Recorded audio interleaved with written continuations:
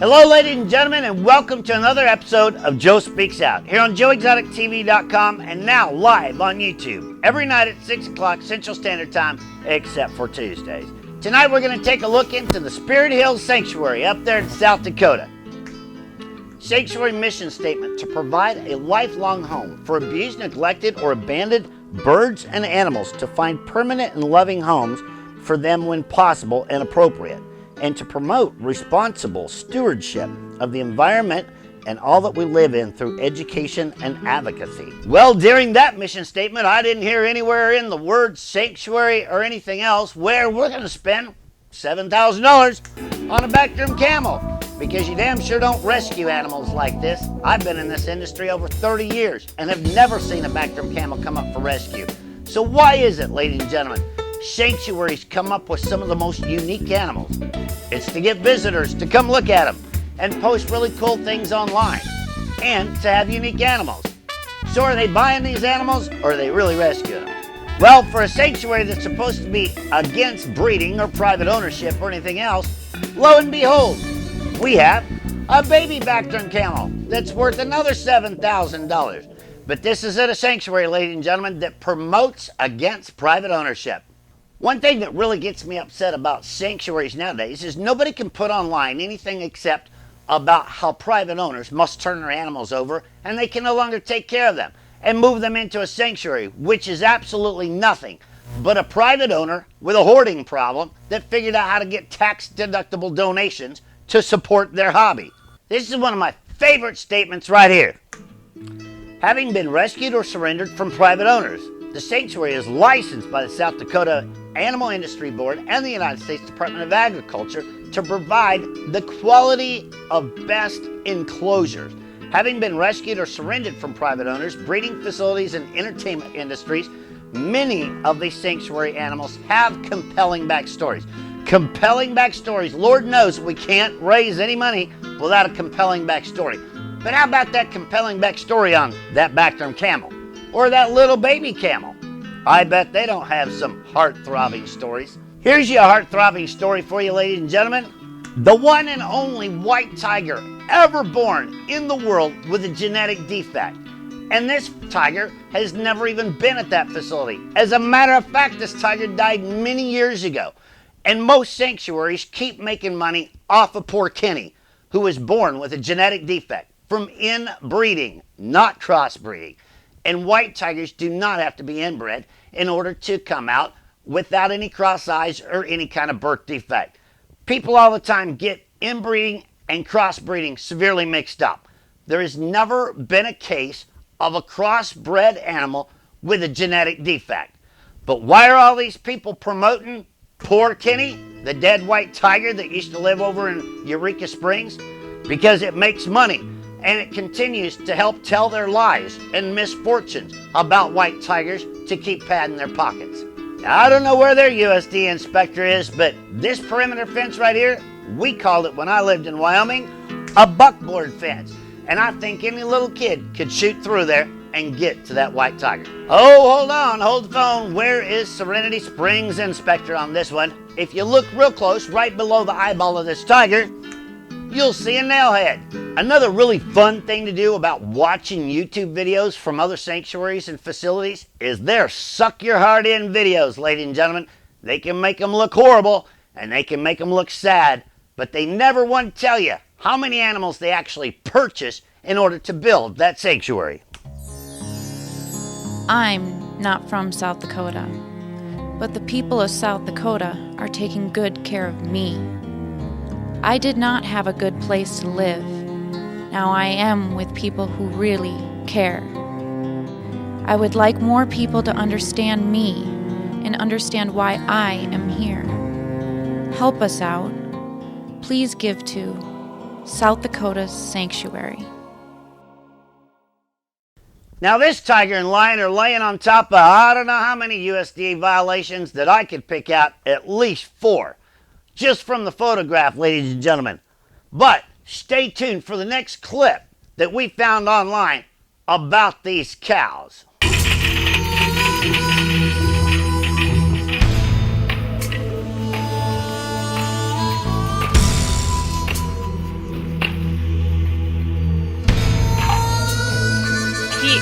knows exactly when it's time to go in the gate here. He goes right in. He'll rub up on the fence. He gets very excited, very almost lovey. But we don't touch him. But he knows. And then when it's time to go in, he usually goes around the neck of the animal. He's ready. It smells like breakfast.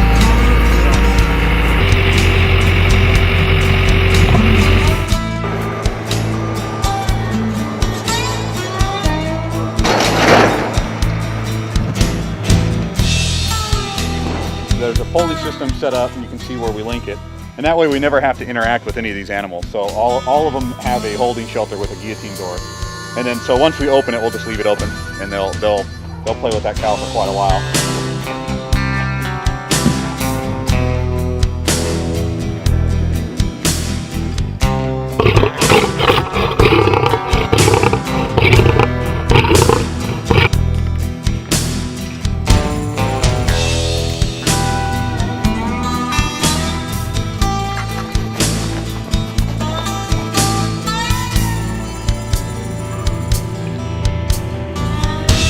Go look at it. They'll protect it right now in the daytime, but toward the evening, they'll start dragging it to where they want when all these people leave. And then tomorrow morning, there'll be exposed meat, and they usually start at the back end. And they'll probably eat 40 pounds, 40, 45 pounds. So this cool weather is a blessing right now because it'll keep it cool. Probably not. But it's not going to waste. So. Oh well. Now, I don't know about some of y'all, but our inspector would absolutely never allow us to feed 1,600 pounds to a couple of tigers that's going into a makeshift storage container as a habitat. But either here or there, all remains are supposed to be removed within 12 hours, according to our USDA inspector, and they're only supposed to be given a certain amount of meat that meets a protocol. I would love to see their veterinarian-approved, USDA-approved feeding protocol of feeding this many cows to just a couple tigers. Now this next one's a grand prize winner. A sliding glass window is a cat door for a caracal. But if you look real close at the picture, you'll see all the sharp edges on the wire down along the wood that meets with the building. But how easy would it be for that caracal to bust that window and cut himself and bleed to death during the night? Y'all remember the elephant in the living room where they electrocuted that lion with the wet cage and supposedly a shortened extension cord? Well, let me remind you.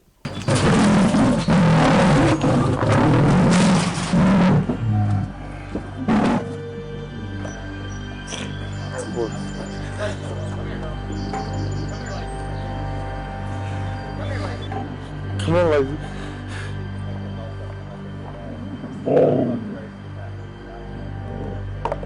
Now, doesn't this bear look like he just came from a loving, nurturing home to a fantastic sanctuary where he can rest in peace and be happy the rest of his life?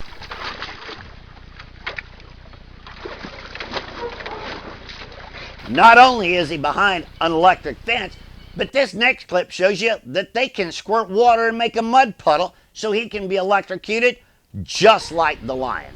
More water?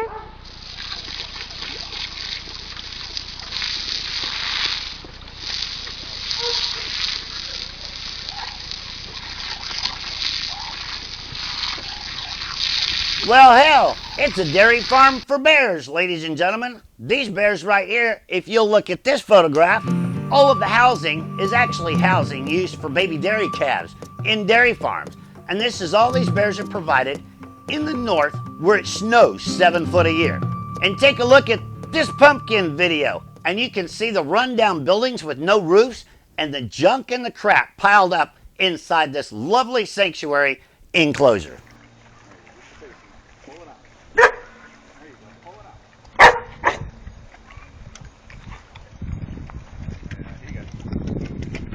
Now this next one right here is one of my all-time favorites. Why on earth would anyone take African lions that live in the Serengeti Desert out of their loving home somewhere in the United States and move them to a country where they have to live in the snow for the rest of their lives?